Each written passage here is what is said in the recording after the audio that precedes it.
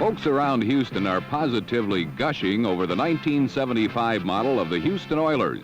From the tips of his lucky green cowboy boots to the top of his crew-cut head, O.A. Bum Phillips, head coach of the Oilers, is all Texan and has developed in his young team a Texas-sized appetite for winning.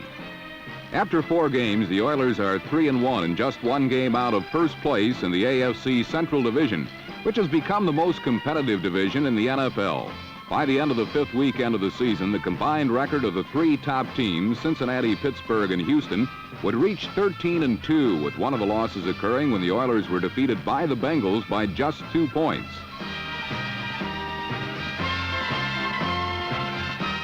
Last week, the Oilers beat up on the hapless Cleveland Browns, 40-10, snapping back from their only loss of the season with an easy victory, the mark of a bona fide contender. The Oilers' opponents today, the Washington Redskins, know well what it means to be contenders. For yet another season, George Allen has his band of retreads near the top of their division. They too are 3-1 and will provide a real testing ground for the contender status of the Oilers. This is a tough, experienced football team, not at all like the teams that Houston has beaten thus far this season, teams that have a combined record of 1-14 in 1975.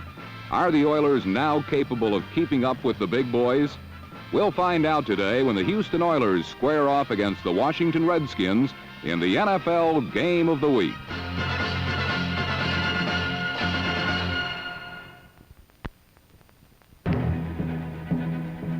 The key to Houston's defensive success is number 78, Curly Culp, the nose guard in the Oilers' 3-down lineman defensive front. This nouveau 3-4 formation is dependent upon an extremely quick middleman and 4 good fill-the-hole linebackers. Throughout the first half, the Redskins were unable to move against it, as Culp would have himself quite a day.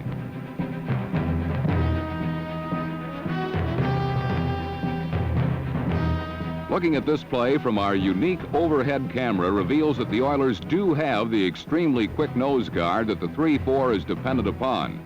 On this play, Culp easily outquicks Washington center Len Haas, number 56. With linebackers Bob Brazil, Greg Bingham, Steve Kiner, and Ted Washington, number 59, filling their roles with gusto, the Oilers would hold the Redskins to just 25 yards rushing in the entire first half. But while statistics may measure the success of a defense, what really makes a defense are not cold, impersonal numbers, but hot and hungry hitters, and the Oilers have been very hot and very hungry all season.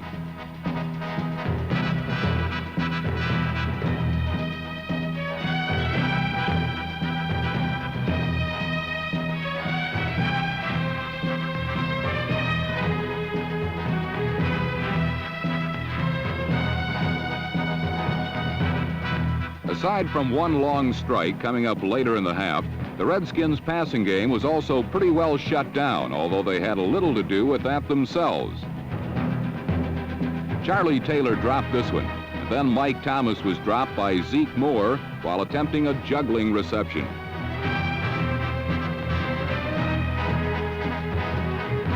Thomas was only slightly shaken up, but you couldn't blame the Redskin ball carriers for staying down a little longer, the way the fired-up Oiler defense was sticking people.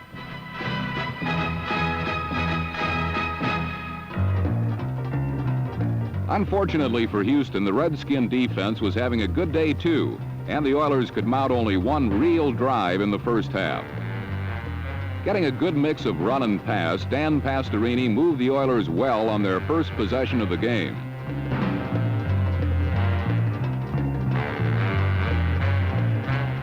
The Oilers have come up with 2 excellent running backs this season, and both contributed greatly on the drive. Number 30, number 1 draft pick Don Hardiman ran for 24 yards, including this 14-yard smash into the Redskins secondary. On the very next play, number 47, Ronnie Coleman, slashed for 13 of the 22 yards that he would contribute to the drive.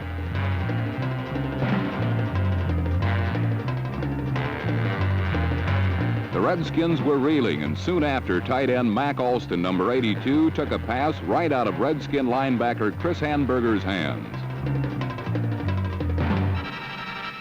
but a penalty forced Pastorini to abandon his run-pass mix and go strictly with his air game, missing 3 times, including a 3rd down try to Coleman, running a pattern out of the backfield and into Bryant Salter, number 30.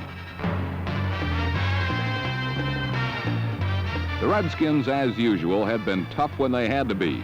And the rest of the first half was one of non-movement and definitely one of non-ballet precision by the Houston offense.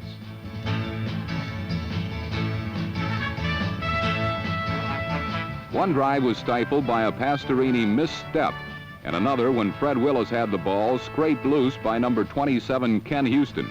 Instead of gaining 10 yards, Willis' fumble resulted in a loss of 5 yards. The Redskins lost a big opportunity by not falling on the fumble.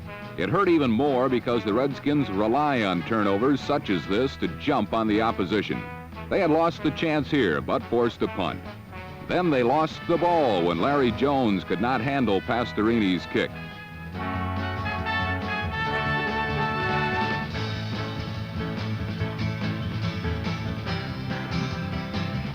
Ted Thompson recovered for Houston, who, unlike Washington, had pounced on an opponent's mistake. But though it kept alive the Oilers' drive, they could advance no farther when the Redskin defense made up for their earlier missed opportunity by not allowing the Oilers to capitalize.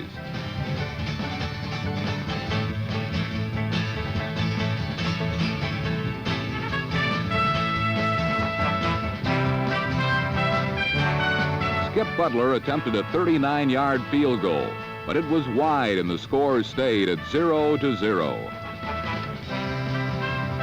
Spared the embarrassment of having the Oilers beat them at their own turnover game, Billy Kilmer sent Roy Jefferson in motion left, then threw right where Charlie Taylor had beaten the single coverage that Jefferson's motion had created.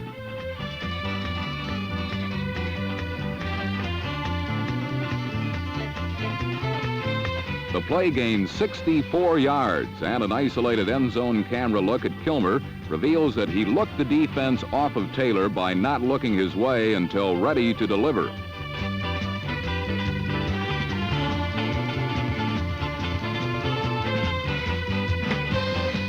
Again, isolating Kilmer on the very next play reveals a gutty scenario by the 14-year veteran as he threw despite Robert Brazile's death grip around his legs.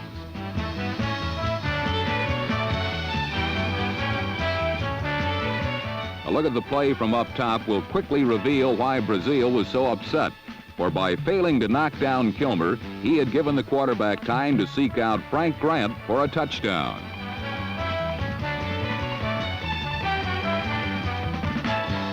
Looking at the play with a bird's eye view reveals that Moses Denson, number 44, took Brazile low and knocked him off his feet, preventing Brazile from getting to Kilmer's arm.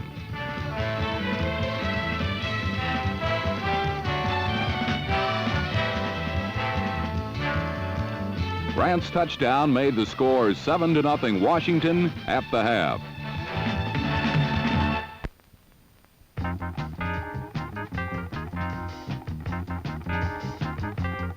Charlie Taylor's 64-yard reception had set up the only score of the first half, and Pastorini would use a big play to set up the first score of the new half when he rolled right and threw on the run a 51-yard strike to 00 Ken Burrow.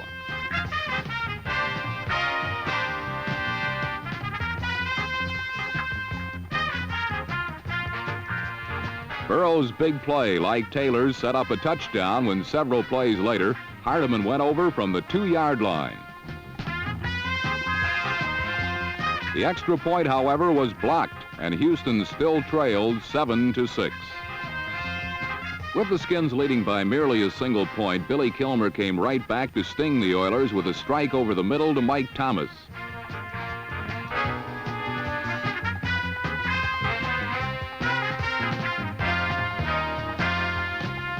Though Thomas was hauled down 33 yards later on the Houston 23, the Oilers' stubborn defense held Washington and forced a field goal attempt by Mark Mosley. Despite the flying body of C.L. Whittington, Mosley's effort was true and the Redskins had 3 points. Or did they? Whittington was called for a personal foul on the play, and instead of the 3 points, George Allen elected to take the penalty and a Washington first down. It proved to be a controversial decision.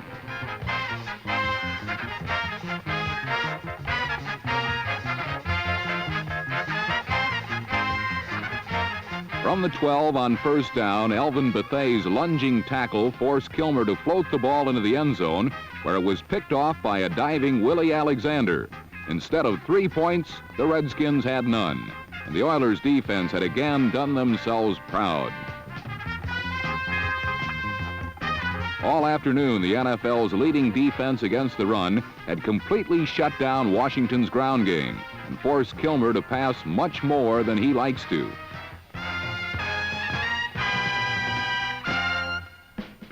The defense had given the offense the ball, but Dan Pastorini couldn't capitalize. Kenny Burrow mishandled a strike over the middle, then had his head handed to him.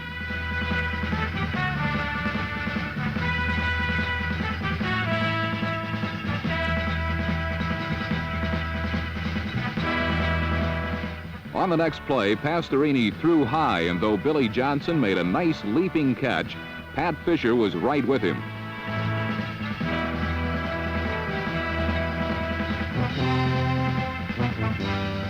The fumble was after the whistle, but Billy Whiteshoes had been stopped short of a first down, and Washington had their second offensive opportunity of the new half.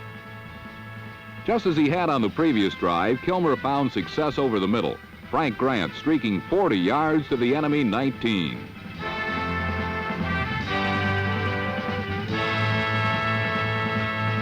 But here, with the Oilers' backs to the wall, came the key play in this football game. Kilmer, passing again, was pressured out of the pocket and took off on a short journey that ended with a clothesline tackle by Robert Brazil.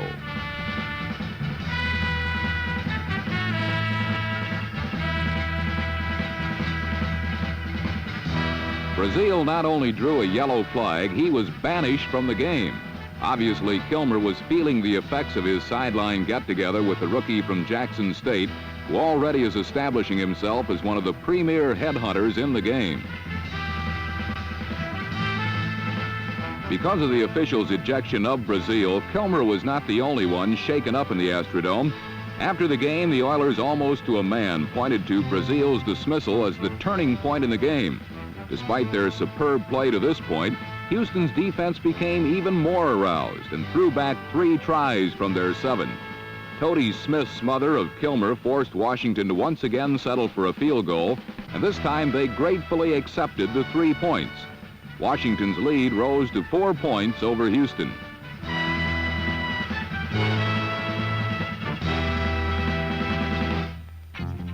Now, for only the second time today, the Oiler attack matched the success of their defensive teammates.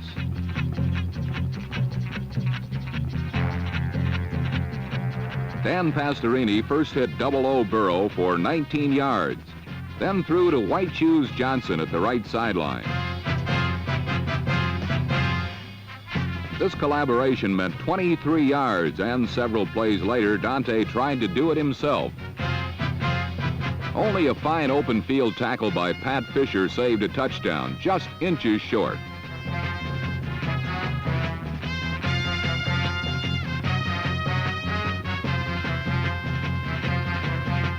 One last try for Houston, no field goal for them, as Washington's proud old defense dug in. In the past, this would be a mismatch, but this year, Houston has Don Hardiman. The rookie's goal line plunge put his team in the lead for the first time today.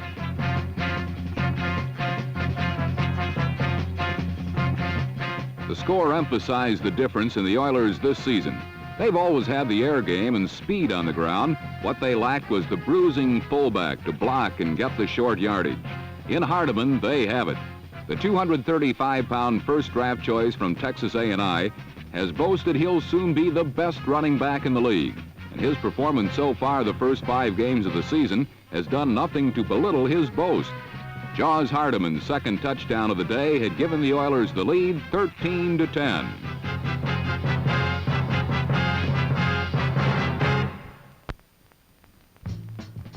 In the fourth quarter, Mike Thomas spearheaded a drive by running and catching the football for 35 yards in 5 plays to the Houston 45. But there Thomas ran into number 78, Curly Culp, for a loss. The Oiler front three of Culp, Bethea, and Toady Smith was playing the game of their lives. And what they couldn't handle, linebackers Washington, Bingham, and Kiner, number 57, could.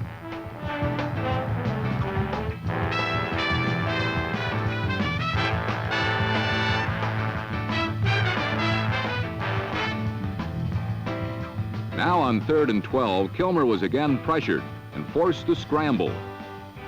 Miraculously, his off-balance cross-court pass was on target, but Charlie Taylor was stopped in his tracks by Ted Washington.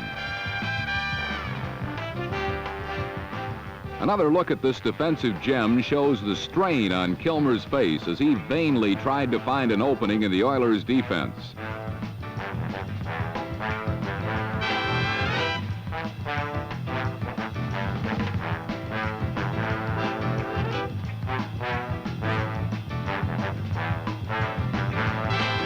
Taylor's catch was good for 11 yards, 1 yard short of what was needed no matter which side of the field he looked to.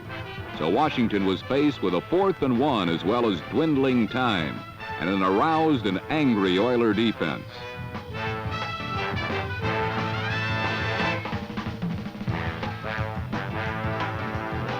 If the Redskins were to do anything more today, now was the time to do it.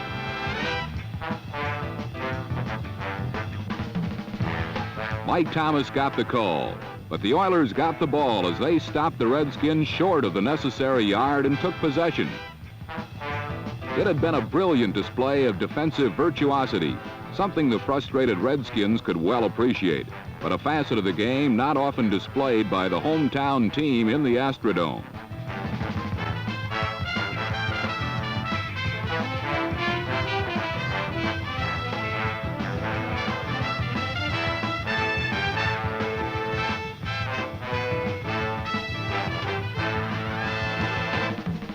However, the Washington defense was not to be outdone on this day for defense.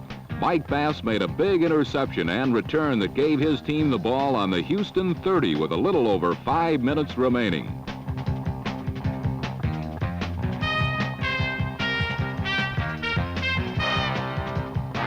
Washington was in excellent field position now with time running down. This was George Allen's kind of game. He and his team seemed to thrive on pressure. This was just the situation for the Redskins' vaunted experience to see them through.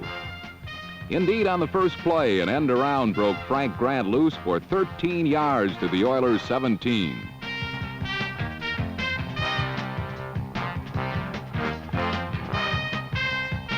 But that was to be it for Washington.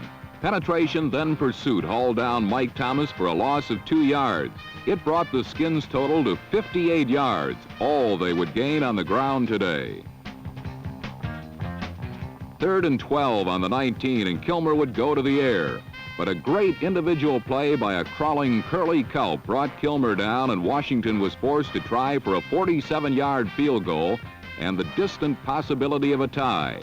This was the Skins' last chance. As they say, a picture is worth 1,000 words.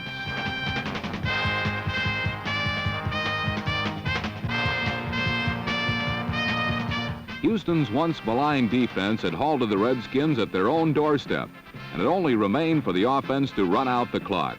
It was just a matter of seconds, and sweet victory would be theirs.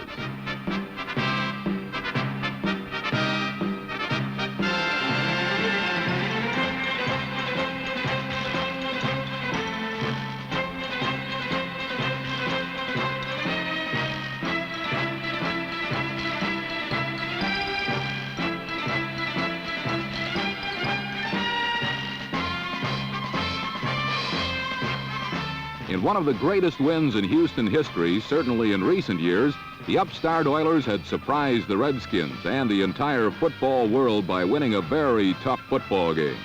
The team and their new head coach, Bum Phillips, are off to a very impressive 4-1 beginning, the only loss coming to the unbeaten Cincinnati Bengals. Going back to the end of last season when the team came on strong, Houston has now won 10 of their last 13 regular season games. This victory can be attributed to a strong defense and an offense that had it when it was needed. But more than anything, this game and the 3 wins that preceded it are a tribute to the new coach. According to the Houston players themselves, the team turned around talent-wise last year under laser-tempered Sid Gilman. It took the somewhat softer approach of Bum Phillips to make the club gel. What this all means is that once again the Central Division of the American Conference is the NFL's strongest and most competitive, with the Steelers, Bengals, and now the Oilers battling for supremacy of the division, or at least a wild card playoff berth. It appears at least one very fine team may find itself out of the money come December, but that's a long way off. Right now, for the people and players of Houston, football is a lot of fun.